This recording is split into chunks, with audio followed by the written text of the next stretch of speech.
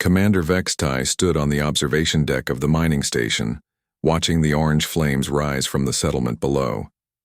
His crystalline body caught the light from the burning buildings, casting rainbow patterns on the metal walls.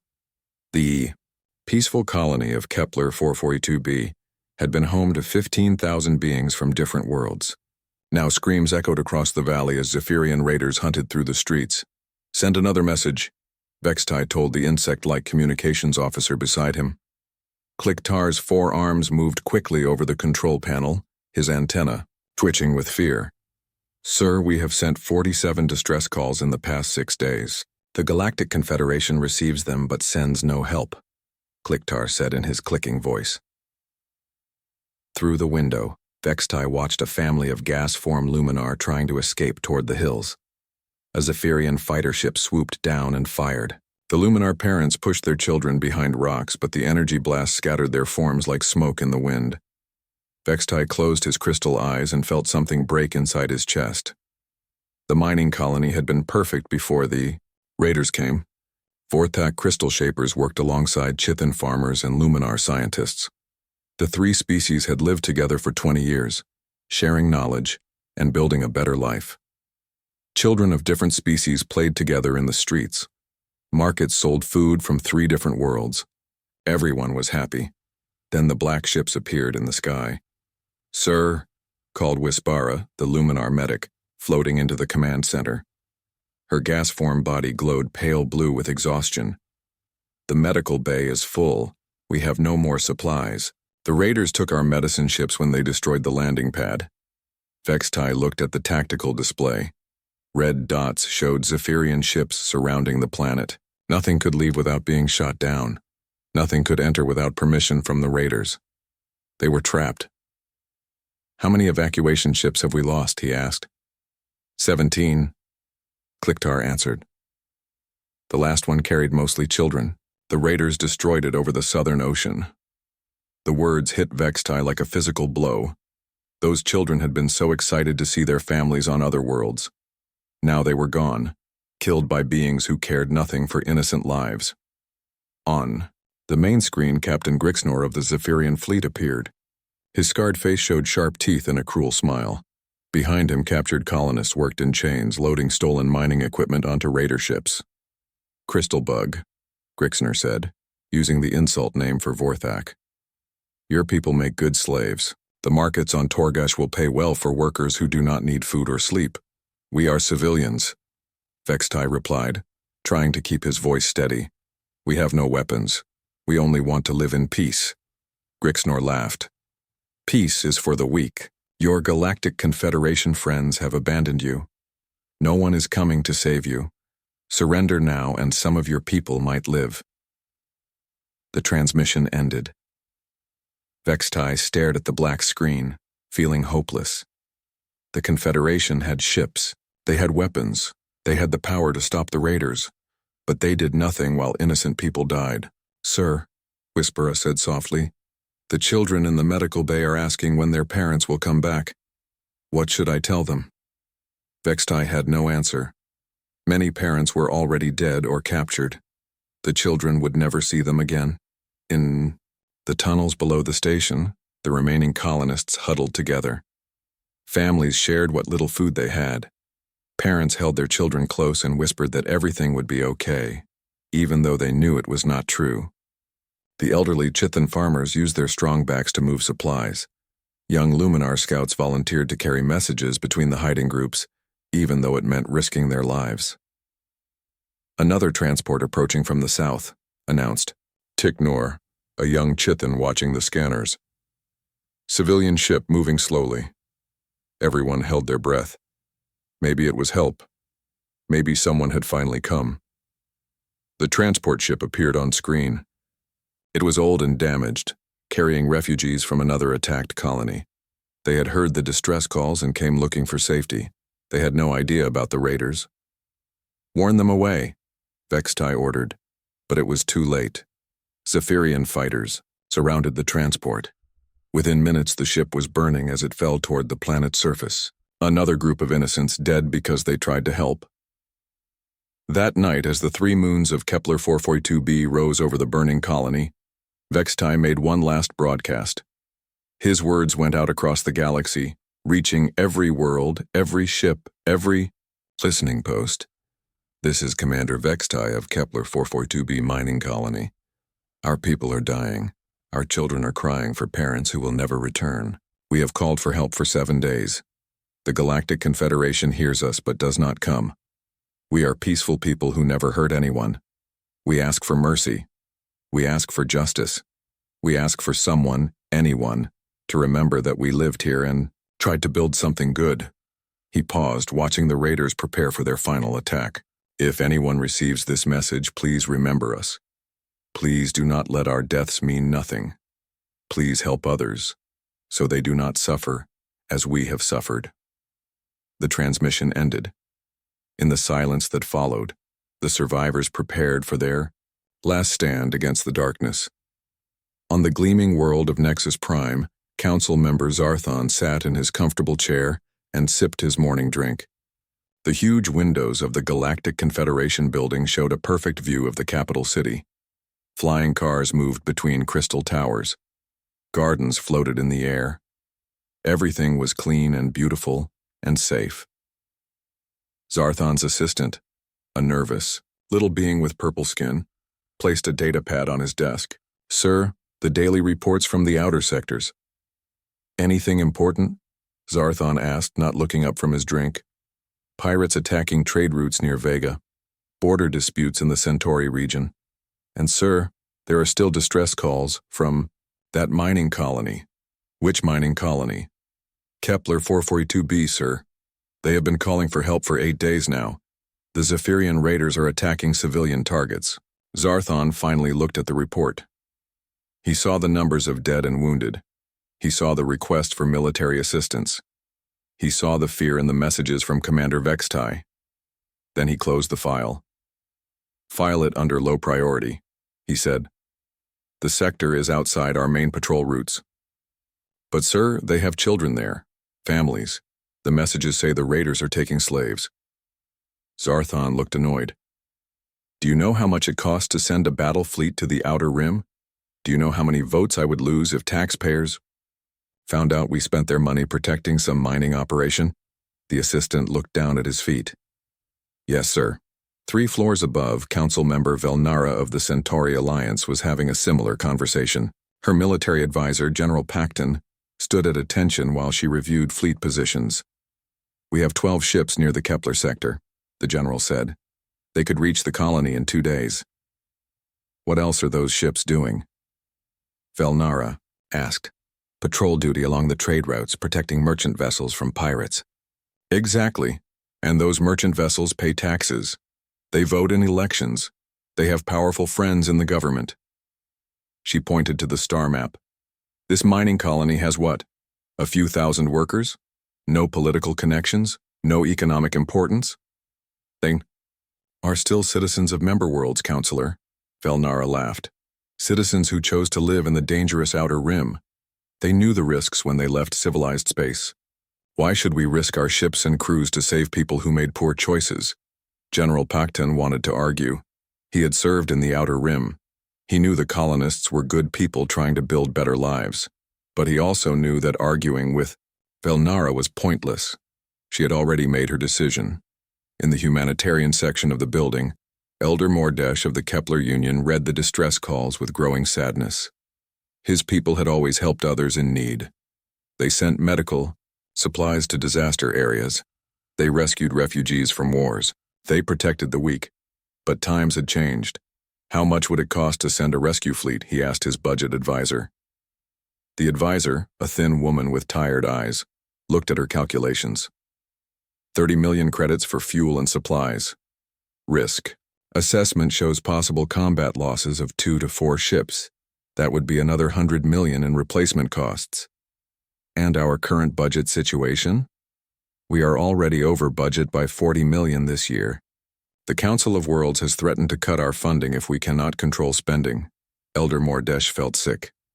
So we let them die to save money? Sir, if we go further over budget, we might lose funding for all our humanitarian programs. Thousands of aid projects could be cancelled. It is better to save many than to risk everything for a few. The elder understood the logic, but logic felt cold when children were dying. Meanwhile, on Kepler 442b, the situation grew worse each hour. Commander Vexitai watched from the underground tunnels as Zephyrian ground troops moved through the ruins of the colony. They killed anyone who resisted. They captured anyone who might be useful as a slave. They burned everything else. "Sir," Kliktar reported, "I received a transmission from the Confederation." Vexitai felt hope for the first time in days. "Are they sending ships?" "No, sir. They said our request has been forwarded to the appropriate committees for review. They expect to have an answer within 10 to 15 business days." The Crystal Commander felt his hope die. 10 to 15 days? We will all be dead or captured by then. In the medical tunnels, Wispara was running out of supplies. The wounded were dying because she had no medicine to help them. Children cried because their parents were gone. The elderly could not understand why no one came to help them. "Why do the big ships not come?" asked a young Chithan girl whose parents had been taken by the raiders. "Are we bad people?" Wispara did not know what to say. How could she explain that their lives were worth less than the cost of fuel? How could she tell a child that politicians cared more about votes than about justice? Above ground, Captain Grixnor was growing impatient. His ships had been at Kepler 442b for over a week. Other raider crews were asking why the job was taking so long. Some were saying that maybe the Confederation would eventually respond. "No, one is coming," Grixnor told his crew. "The civilized galaxy has abandoned these insects. We can take our time and strip this world clean." He was wrong. Help was coming. But it would not come from the Galactic Confederation.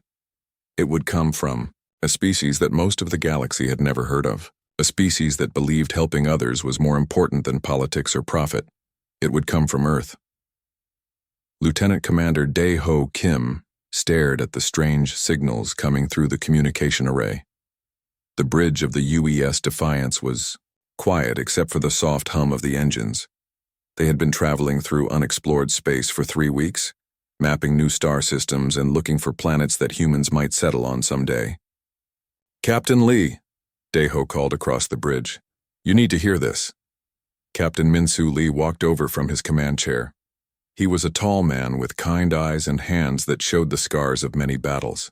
He had fought pirates in the outer colonies and defended Earth's trade routes from raiders, but he had never heard anything like the sounds coming from the speakers.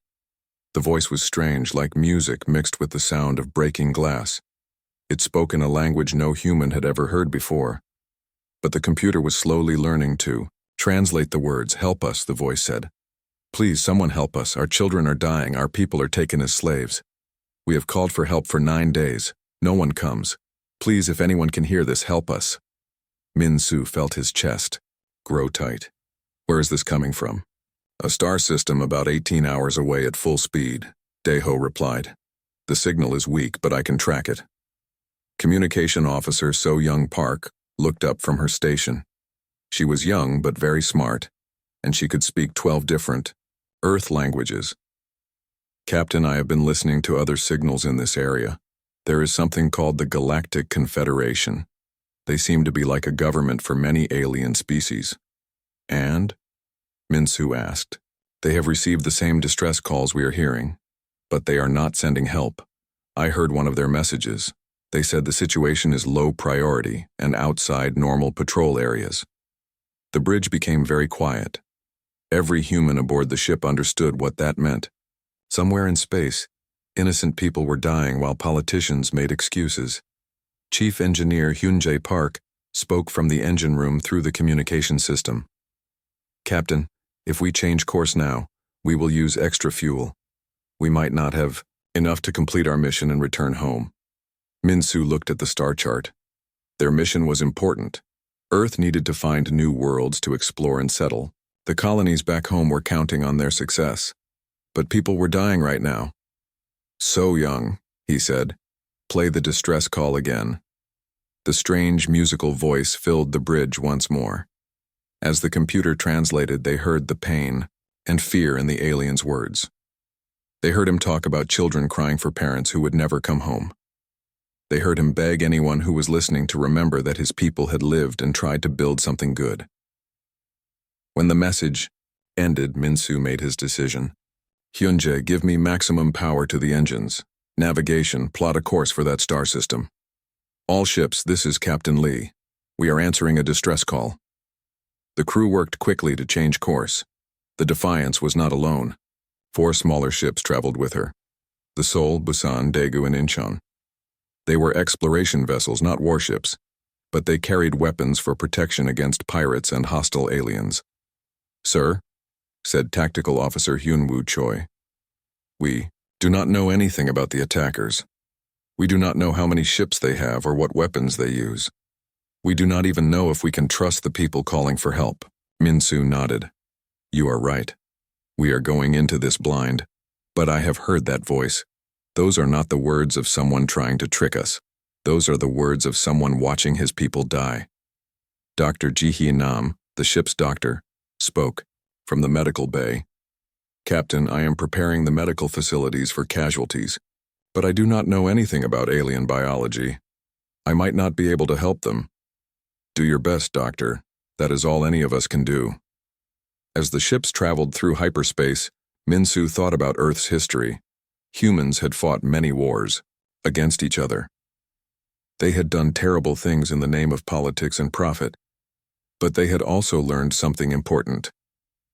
When innocent people were in danger, good people had a duty to help, even if it was dangerous or expensive. The distress calls continued to come in as they traveled. Each message was more desperate than the last. The alien commander, they learned his name was Vex Tai, was running out of hope. His people were hiding in tunnels while raiders hunted them on the surface. Estimated time to arrival? Minsu asked.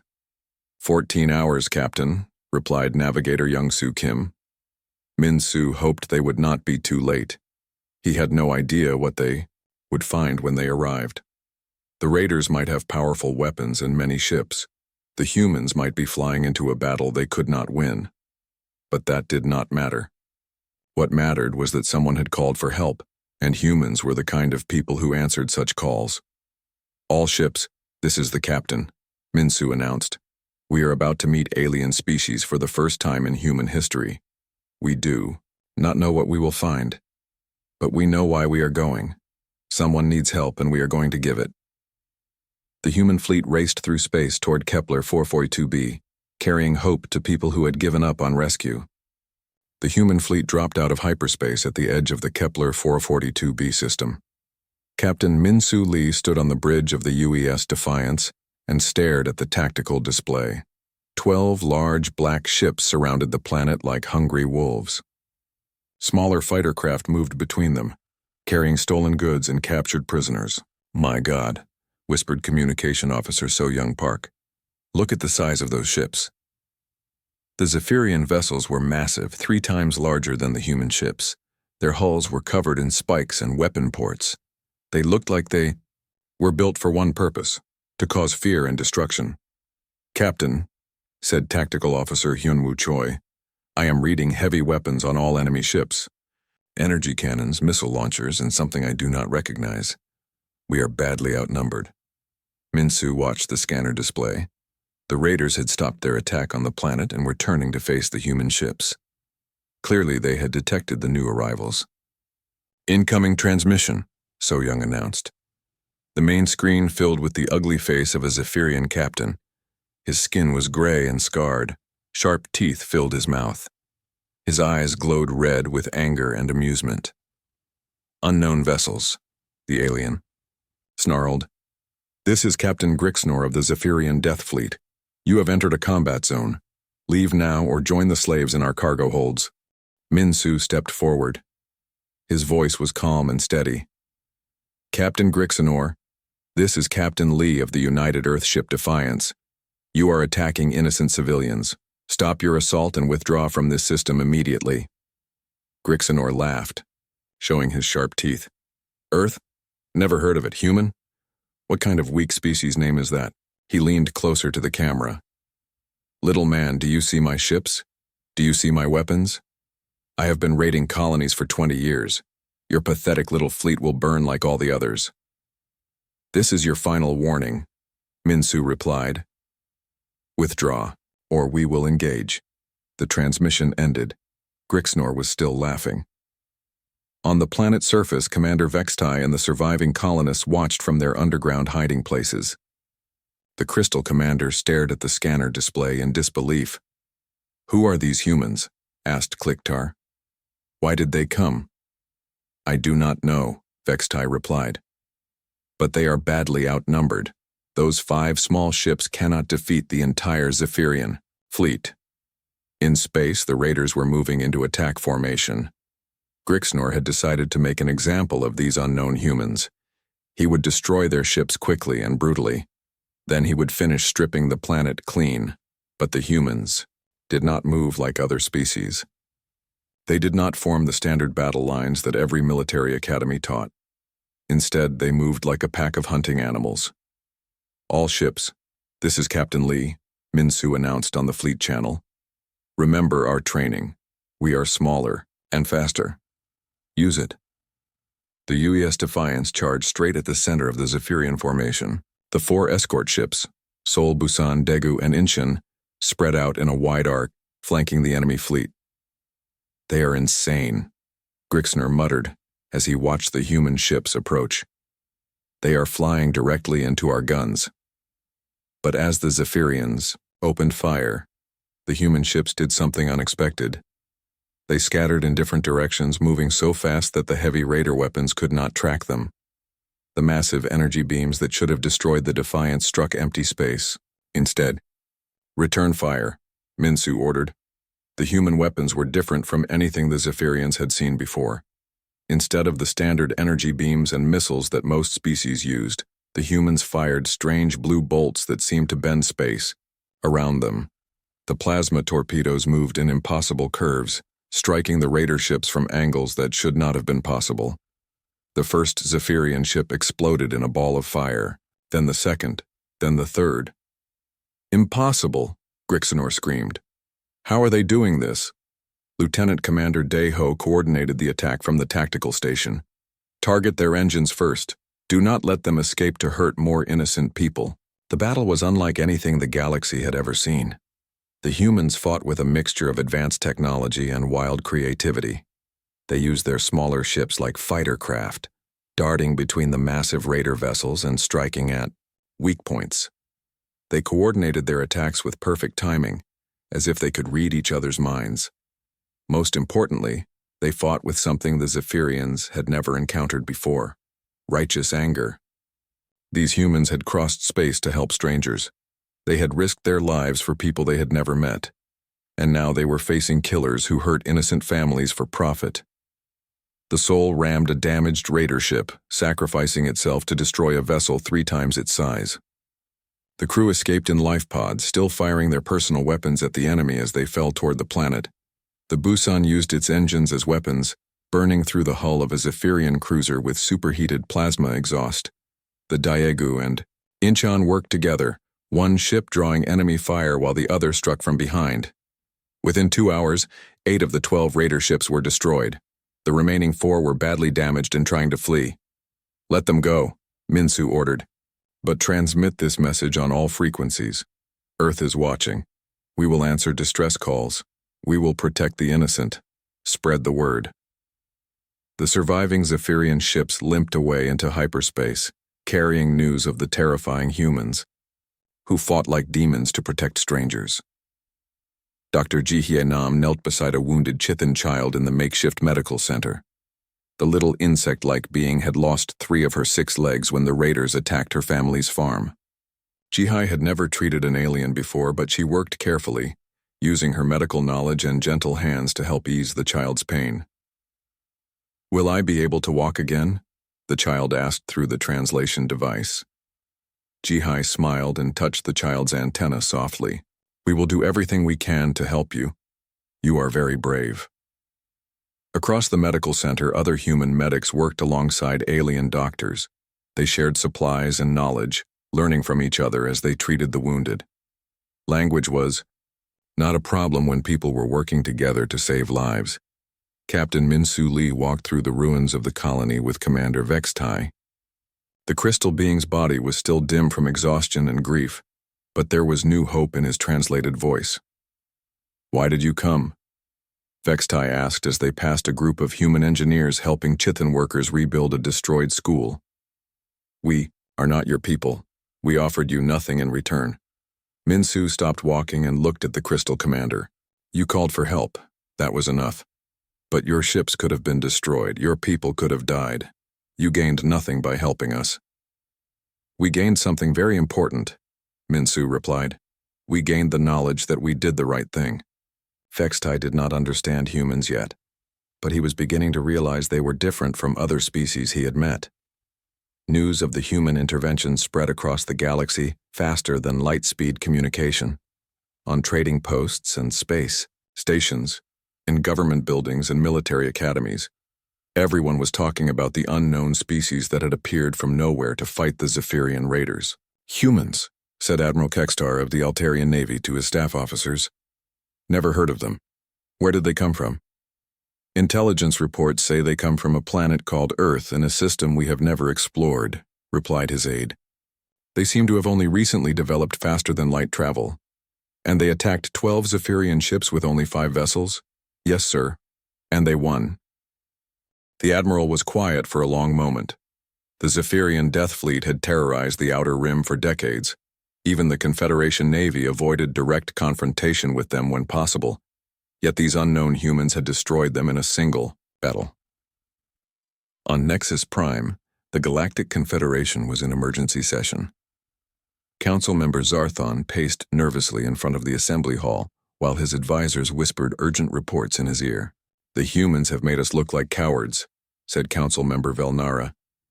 "Every news service in the galaxy is asking why unknown aliens answered the distress call that we ignored." "We need to control this situation," Zarthon replied. "Send diplomatic ships to this Earth immediately. Offer them membership in the Confederation. Offer them trade agreements, whatever it takes to make them our allies." But when the Confederation diplomatic fleet arrived at Kepler 442b, they found something unexpected. Captain Min-Soo Lee was polite but cool when he met with the alien diplomats. "Captain Lee," said Ambassador Thelnox, a tall being with purple skin and 4 arms. "The Galactic Confederation welcomes Earth to the community of civilized worlds. We offer friendship, trade, and mutual defense agreements." Min-Soo sat across from the ambassador in the rebuilt colony meeting hall. Around them, human and alien workers continued rebuilding homes and schools damaged by the raiders. "Where were you 9 days ago?" Min-Soo asked quietly. "I beg your pardon?" 9 days ago when Commander Vextai was calling for help. Where were your friendship and mutual defense then?" Ambassador Thelnox shifted uncomfortably in his chair. The situation was complicated. There were jurisdictional issues, budget concerns, political considerations. "Children were dying," Min-Soo said. "There should be no political considerations when children are dying." The meeting did not go well for the Confederation. When the diplomats offered Earth a place in their government, Min-Soo politely declined. When they offered trade agreements, he said Earth would consider them later. When they asked what Earth wanted in return for friendship, Min-Soo gave an answer that surprised everyone. "We want you to do better," he said. "We want you to answer distress calls. We want you to protect innocent people instead of worrying about votes and budgets. We want you to remember that being civilized means helping those who cannot help themselves." The diplomatic fleet left Kepler 442b with no agreements and many uncomfortable questions, but they also carried news that would change the galaxy forever. Within weeks, human ships appeared in distant star systems that the Confederation had labeled unimportant. They established patrol routes through sectors that the major powers had abandoned. They built communication relays that carried messages from isolated colonies directly to Earth, and they answered every distress call. "Captain," said So Young, "park from the communication station of the UES Defiance as they traveled toward their next mission. We are receiving 3 different emergency signals: a medical emergency on Tau Ceti 4, pirate attacks near Vega, and engine failure on a colony. Ship in the Rigel system. How many ships do we have available? Minsu asked. All of them, sir. The Seoul, Busan, and Daegu have been repaired and reinforced. The Incheon is escorting medical supplies to Alpha Centauri but can be recalled. Send the Seoul to Tau Ceti, the Busan to Vega, and have the Daegu assist the colony ship. We will continue our patrol route and respond to any new emergencies.